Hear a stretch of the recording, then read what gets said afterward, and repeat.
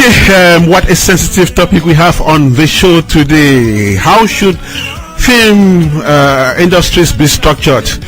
If we have a structure that is run by people, should that structure necessarily represent a film industry? That is what we're discussing in this edition of African Cocktail. And we have resource person number one, Shally Monnette, who has just joined on from Minnesota. You're welcome, Mr. Shally Monnette. Thank you very much, Mr. Ernest Kanjo, and always my pleasure as resource person number one. So how is your end today? Well, so far so good, and been following up all the argument, very brilliant and intelligent argument going on. I mean, it's just so awesome. I've been boiling here like somebody who has Whitlow on his 10 fingers, you know. So, should there be a Nollywood, a CFI, or a Gollywood for the film industry to exist? There should be. I believe in structure. There is one thing that I'm very, very pertinent about when you were talking to Mr. Kanya and you made a statement. There is no country without a government. It is exactly impossible. We need a structure to build the industry. Without the structure, it's like building a house, and then you keep the roof open, and you wait after winter to put the roof.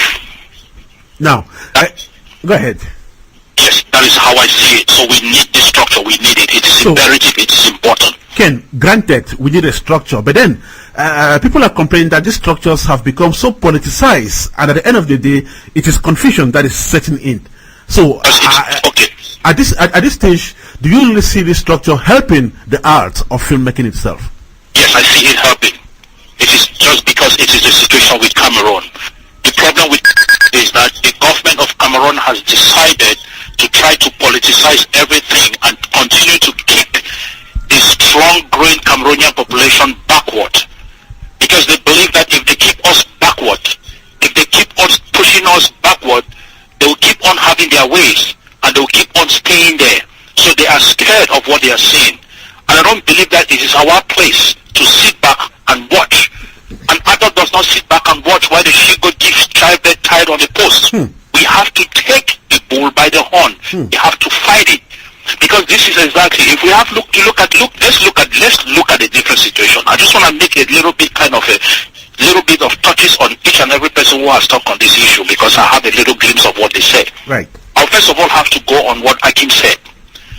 I want to disagree with Akim when he said that he does not believe in Hollywood. That is out of it. How can you tell me you do not believe in Hollywood? Hollywood is the home entertainment industry in the United States of America. Now, just as you have Hollywood, so you have Nollywood. And what happens is that when the government of the United States of America sees that it is a very productive company that is coming up in terms of movie industry, they help it, they sponsor it, they put money into it. Just exactly what is going on in Nigeria. And today you have more than 1 to 2 million Nigerians who are employed in the movie industry, and they don't care about the Nigerian government, but they are in the private sector, which is the movie industry, and the government keeps putting money into it, and this is helping them to grow, and they forget about the government. Because the government is helping them to grow, and the country is growing economically. I do not see how it cannot go on in Cameroon. When we created the CFI, I've made it very clear, this issue of, then when we talk, it's just like if you, based on what he said, then Akim went ahead to say that the guild should exist in, that is out of question. They cannot exist in isolation. How can they exist they need the government. It's just like if you come to the United States of America. United States of America has 50 states. And out of these 50 states, we have one head of state who controls these 50 states. And each of these 50 states do their own development, do their own whatever they do, and then they send the report over to the head of state. That is exactly how it should be. But we have these guilds, the actors guilds, the producers guilds, the filmmaker guilds, or whatever guilds that they are having. All these guilds are there, and then they give their report to the CFI, to the head of the CFI, and they sit down and look at their report and see how they can be structured. You cannot allow them to grow in isolation, because the essence of the structure, the essence of the government is to make sure that these guilds that they have created, they are growing and they are going towards the right direction. And if they are having any difficulties financially or trying to where they have to get actors or producers, then now the structure comes in to help them get it. When we look at when we look at the fact that the Cameroon government is getting into the Cameroon movie industry, how is it coming in? It is coming in negatively. What is so pissing me off is this issue of the Cameroon Inc. What are they talking about Inc? Who are they incorporating? Who are they? Cameroon is one. Cameroon is a bilingual country today. We are not divided. We are one. But the difference I want to make here is that in as much as we are one, we can never ignore the fact that the English culture is extremely different from the French culture. These are two different cultures, and no one can ever compromise the other. I will take myself memory lane back in the years when we were in the University of Yaoundé, when I was in the Department of Negro-African Literature, and we had the Literature Negro-Africaine, and the French wanted to compromise the English. I was the head of that group. We marched to the then former Prime Minister, Achidi Achu. We marched to his office, and we said there is no way you can compromise the English culture. And it was true. And finally, the President signed a document saying that you cannot mix the English African literature and the French literature Negro-Africaine. That is exactly what it is. So what I'm just trying to say here is that we are still one. How are we one? What we should be fighting for is how to get the market. We don't have the market for our products. So what I believe is that in as much as the French people are doing their movies in French, the English people are doing their movies in English, we still come together as one. We look for a common market. Look at it today. Cameroonians are consuming Nigerian movies en masse. Even the French people, they translate these Nigerian movies. Then why not Cameroon, French and English movies? I always look at it at the fact that it is an added advantage for us that we are bilingual. How many bilingual countries do you see exist in this world? Why can't we come together and work? Why is it that the government always politicize things? Now they are coming with this issue of CFI. Why are they coming up with it? Because they are saying that CFI itself is coming strong. So they have always tried to to marginalize the Englishman, to put the Englishman behind. And the only way they can try to kill the film industry is by saying that they want to create the CFI in. And we have all these pot-belly, selfish, bigot, egocentric, self-centered CFI leaders who are going there, selling their consciences and their pride, selling their culture, because they want to put some small money into their pocket to go to beer parlors and be drinking. That is what is killing Cameroon. So, Kenneth, at the end of the day, who is to blame? Because on one hand, you say the government is trying to be so imposive. On the other hand, filmmakers are saying we ourselves are not making things better. So, who are you blaming here? Both parties are to blame. How do I say both parties are to blame? The people that we put at the helm of CFI, they are killing us. Because they are selling us to the government. Because the government does not have our interest. I do not see any reason why the government cannot legalize the movie department. If the government comes in and helps this department, do you know how many Cameroonians will be employed? Go back to Cameroon today.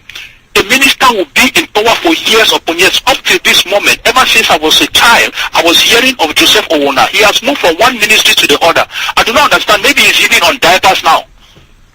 Okay. It's just kind of, it's highly exaggerated. It's highly exaggerated. Every day you hear millions and billions of Cameroon funds that these ministers are stealing, extorting them and putting in their pocket. Every day we hear that this minister has been arrested, this person has been recently, they just arrested the former general manager of CRTV. If you see the amount of money they are claiming that he stole from the government, you will cry. You will cry out blood. Now, Ken, so where do you think they can strike a compromise, the government and the film industry, so that we don't have all this argument going on? The first place where they should strike a compromise is that they should forget about this issue of trying to separate the English and the French people. They have put this mentality so much into the minds of people, separating us, not wanting us to be united and grow together. That is the first thing. The second thing that I think that they should do is that they should call, if they think that the CFI guys are disgruntled about what they are trying to do, they should call both parties and put them down on a table and have a discussion. That is how a reasonable government does. Have a discussion. What do you people really want? This is what we are thinking. Do you think it's correct? Let them say it, let them state it, let them make it clear that they think that it's not correct because of this or that. Look at the both sides and then see what they can take. And then then the government can ask them, how can we help you people to grow? What is the importance of you people coming up with the movie industry? Is it going to create employment? Yes, it is definitely going to create employment. How can you prove it? The They will prove it by the scripts that we write, by the producers we have, executive producers we have, by the market that we have, and when it is growing, and when don't forget that the private sector is extremely very important for the success of any government. Okay. And when you keep on killing the private sector, you want the youth to keep on depending on a government that is not even ready to give to them. Okay, last question, Ken. Last question.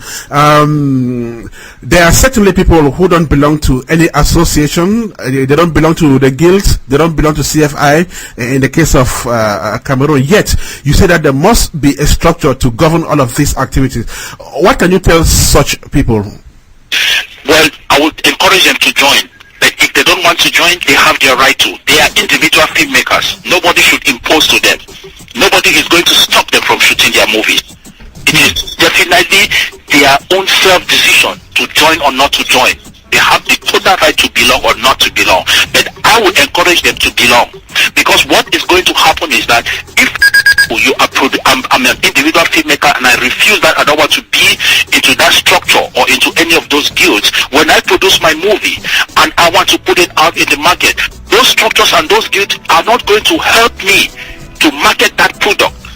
So which means I will have to depend on my own personal effort to do the marketing, and which is not really that easy. So by belonging to them is to help me to push me out there.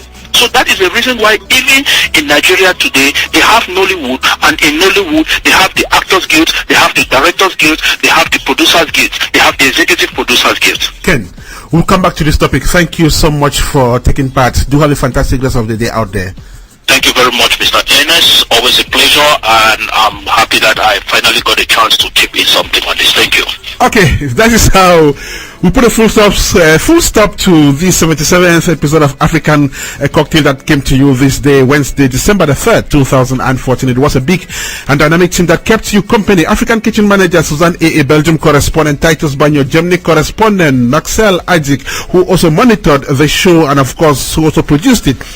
South Connect correspondent Solomon Atta, Central African correspondent Ifana Kwalar, African Tele Review, Crystal Beauty, resource person number 1 Ken Shally Monnette, resource person number 2 Suleiman Koyate, resource person number 3 Matthew Ayon, content critic The White Bokori, production collaboration Crystal Beauty, African Cocktail Online, promo banner Maxel Ajigbo Boateng, guests in this edition Wistina Taylor, Nkanya Kwai, Akim Macaulay, Yolanda, collaboration Gentle, Big Bo, Awal Mohammed, DJ Cash, Mayo Makinde, Saran Keke, coordination Nana Ampem, Davis Odeneho Apia. My name is Ernest Kanjo, regular host of the show. Asking you to join me again next Wednesday for yet another vibrant edition of African Cocktail. And until we meet next Wednesday, it is bye bye, ciao, au revoir, merci, I'm gone. See you. To God be the glory.